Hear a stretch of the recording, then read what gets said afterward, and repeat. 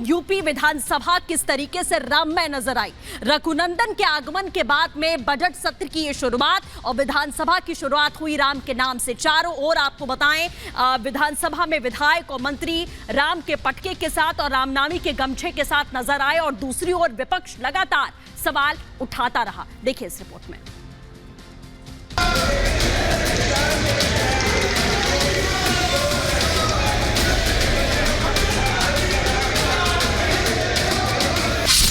UP विधानसभा हुई राममय,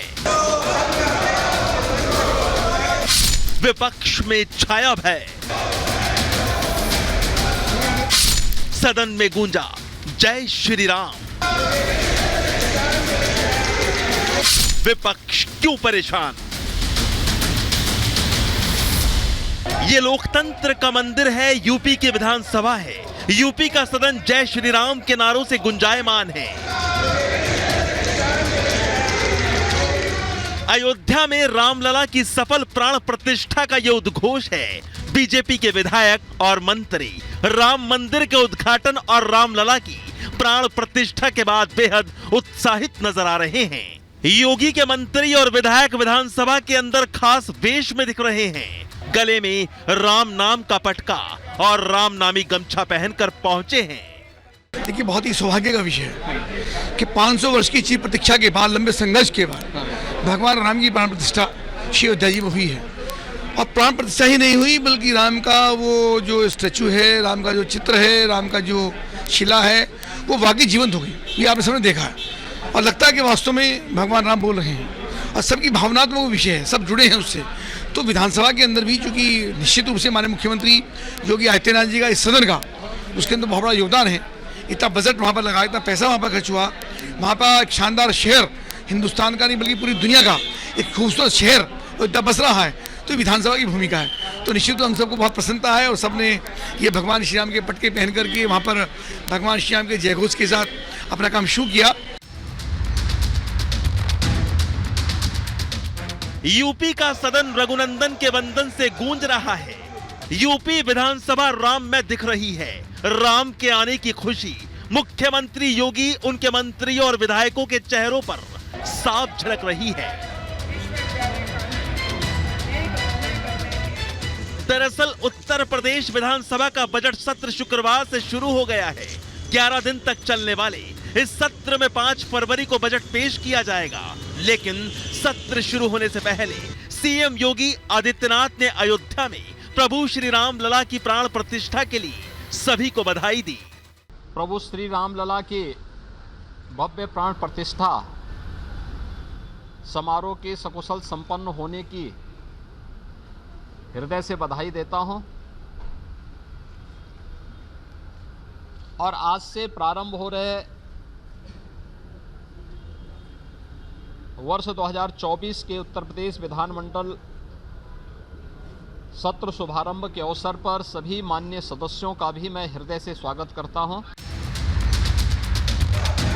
वहीं दूसरी ओर मुख्य विपक्षी दल सपा के विधायकों ने हाथ में तख्तियां और बैनर लेकर विधानसभा के बाहर प्रदर्शन किया। यूपी सदन के सत्र की शुरुआत राज्यपाल आनंदीबेन पटेल के अभिभाषण से हुई, तो फिर सदन के अंदर पहुंचकर भी योगी सरकार के खिलाफ सपा की ओर से नारेबाजी की गई। सपा की नारेबाजी के दौरान बीजेपी विधायकों ने जय श्री राम के नारे लगाए। एक तरफ जहां सपा अध्यक्ष अखिलेश यादव योगी सरकार पर निशाना साध रहे हैं, तो वहीं बीजेपी ने भी सपा पर करारा पलटवार किया है। इस सरकार में जीरो टॉलरेंस करप्शन के लिए, जीरो टॉलरेंस जीरो हो गई है। करप्शन में जीरो, जो लगातार करप्शन बढ़ रहा है, आप किसी से जानकारी कर लीजिए, उत्तर प्रदेश में ऐसी लूट कभी नहीं हुई।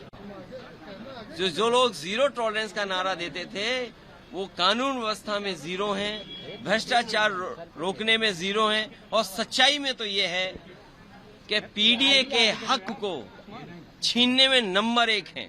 क्यों रखती है, क्या क्या योजनाएं उसकी रखती हैं, तो सबको सुनना चाहिए। फिर वो चिल्लाते हैं, वो बोलने का मौका नहीं दिया जाता। जब सुनेंगे तभी बोलेंगे, जब सुनेंगे तो बोलेंगे कैसे। अगर यहाँ के नौजवान, यहाँ के हमारे श्रमिक, हमारे ही भाग द्वारा कार्यक्रम चल रहा है, अगर वो श्रमिक इजराइल जा रहे हैं उनकी योग्यता के आधार पर, शिक्षा के आधार पर प्रशिक्षण कर, तो अखिलेश जी को स्वागत करना चाहिए। तो अच्छी बात है। ये चिंता सरकार करेगी, उसकी अखिलेश जी को चिंता करने की आवश्यकता नहीं है।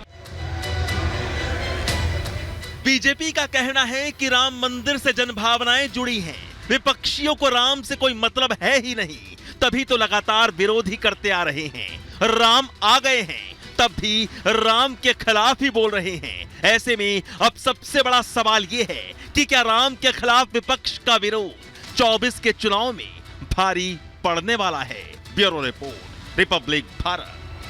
और अब बात करेंगे झारखंड की। पिछले कुछ दिन झारखंड की सियासत पर बहुत भारी रहे। आपने देखा हेमंत सोरेन की गिरफ्तारी के बाद 26 घंटे लंबा पॉलिटिकल ड्रामा चला, जिसके बाद चंपई सोरेन ने शपथ ली है, लेकिन अभी उनकी अग्नि परीक्षा बाकी है। सवाल यही है कि क्या वो बहुमत साबित कर पाएंगे। देखिए इस रिपोर्ट में।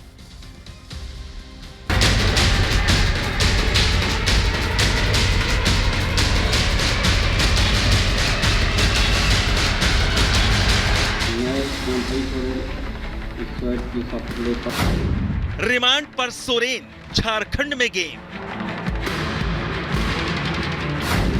गद्दी पर चंपई, शुरू रिजॉर्ट पॉलिटिक्स। झारखंड के पूर्व सीएम हेमंत सोरेन पर आखिरकार ईडी का शिकंजा कस चुका है। झारखंड के पूर्व सीएम हेमंत सोरेन को शुक्रवार को पीएमएलए की विशेष अदालत में पेश किया गया। कोर्ट ने 5 दिनों के लिए ईडी की रिमांड पर भेज दिया है। सबसे बड़ी खबर यह है कि हेमंत सोरेन को 5 दिन की ईडी रिमांड पर भेज दिया गया है। दर्शकों को हम ये जानकारी दे दें, 5 दिन की ईडी रिमांड मिली है। इसके पहले कल आपने देखा था 1.5 घंटे तक बहसबाजी हुई थी। हेमंत सोरेन के वकील बार बार कई सारी दलीलें दे रहे थे, शेड्यूल ऑफेंस का भी जिक्र कर रहे थे, लेकिन अब सबसे बड़ी और अहम खबर यही है कि 5 दिन की रिमांड मिल गई है। हालांकि हेमंत सोरेन की गिरफ्तारी के बाद झारखंड में पैदा हुआ सियासी संकट फिलहाल थोड़े समय के लिए टल गया है। मुख्यमंत्री के तौर पर चंपई सोरेन की शपथ के बाद फिर से इंडी गठबंधन की सरकार तो बन गई, लेकिन क्या चंपई सोरेन विधायकों को एकजुट रखकर बहुमत साबित कर पाएंगे? ये एक बड़ा सवाल है, क्योंकि विधायकों की टूट के डर से झारखंड में रिजॉर्ट पॉलिटिक्स की शुरुआत हो चुकी है। तेलंगाना के मंत्री पोन्नम प्रभाकर और एआईसीसी इंचार्ज दीपा दास मुंशी एयरपोर्ट के अंदर जा चुके हैं और अब किसी भी समय अब हम ये सारे जो नेता है झारखंड के एमएलए सारे बाहर आएंगे। और साथ ही साथ हम ये भी पता चल रहा है कि करीब 70 रूम्स जो है वो लियोनिया रिसोर्ट्स में बुक की गई है और ये सारे नेता, ये सारे एमएलए जो है वो लियोनिया रिसोर्ट में ही रहेंगे जब तक फ्लोर टेस्ट अनाउंस ना हो। दरअसल ईडी के एक्शन से इंडी गठबंधन में टेंशन है। ईडी का इंडी के सीएम पर शिकंजा कस चुका है। ईडी की टीम ने सोरेन को गिरफ्तार कर लिया है। हेमंत सोरेन को 5 दिन की ईडी रिमांड पर भेजा गया है। हेमंत के इस्तीफे के बाद चंपई सोरेन सीएम बन गए हैं। हालांकि ईडी की कार्रवाई और हेमंत सोरेन की गिरफ्तारी के बाद से इंडी गठबंधन पूरी तरह से आक्रामक हो चुका है। हेमंत सोरेन की गिरफ्तारी को इंडी गठबंधन बदले की भावना से की गई कार्रवाई बता रहा है। विपक्ष के मुताबिक बीजेपी ईडी का दुरुपयोग कर विपक्ष की आवाज को दबाना चाहती है। हेमंत सोरेन और गुरुजी शिबू सोरेन जी का केवल दोष ये है कि उन्होंने कभी भी सांप्रदायिक शक्तियों से समझौता नहीं किया, इसलिए एक आदिवासी निर्वाचित मुख्यमंत्री को परेशान किया जा रहा है। एक तरफ नरेंद्र भाई मोदी की सरकार विकास के कार्यों में लगी हुई है, वहीं झारखंड में घोटाले पर घोटाले करते हुए हेमंत सोरेन ने झारखंड के आशा और आकांक्षाओं को धूल धूसरित किया। वहीं दूसरी ओर बीजेपी ने विपक्ष के इन आरोपों पर जमकर पलटवार किया और साफ किया कि बीजेपी सरकार ना खाएंगे और ना खाने देंगे की पॉलिसी पर काम करती है। कोई भी कानून के ऊपर नहीं है, कानून हर किसी के लिए बराबर है और ईडी किसी पर भी सबूतों के आधार पर कार्रवाई करती है। पैसा हमने रख दिया क्या हेमंत सोरेन के यहाँ? 36 लाख रुपया हमने रख दिया क्या? 82 संपत्ति जो है बेनामी हमने रख दी क्या? ये हाईकोर्ट के जजमेंट में जो है, लोकपाल वाले जजमेंट में कहा है कि 82 संपत्ति है तो आप जांच करिएगा ना, इनकम टैक्स में उसको दीजिएगा ना, उसको आप चुनाव आयोग में बताइएगा ना कि हम जब चुनाव लड़ने जा रहे हैं तो इतनी मेरी संपत्ति है। तो इसलिए अब उनका पाप का घड़ा जो है फड़ फट गया है और इंडी अलायंस के पास अब कोई मौका नहीं है दूसरे। बहरहाल सदन में बहुमत साबित होने तक विधायकों को एकजुट रखने और संभावित टूट से बचाने के लिए इंडी गठबंधन के विधायक रांची से कांग्रेस शासित तेलंगाना भेजे गए हैं। शपथ ग्रहण के तत्काल बाद विधायक रांची के सर्किट हाउस से एयरपोर्ट निकले। हैदराबाद में विधायकों को किसी रिजॉर्ट या 5 स्टार होटल में रखे जाने की खबरें हैं। फ्लोर टेस्ट के दिन इन विधायकों को हैदराबाद से रांची लाया जाएगा। झारखंड में करीब 26 घंटे तक चले हाई वोल्टेज पॉलिटिकल ड्रामे के बाद आखिरकार जेएमएम की अगुवाई वाली इंडी गठबंधन की नई सरकार बन गई है। लेकिन अग्नि परीक्षा अगले सोमवार को होगी, जब सदन में बहुमत साबित करना होगा। Bureau report, Republic Bharat.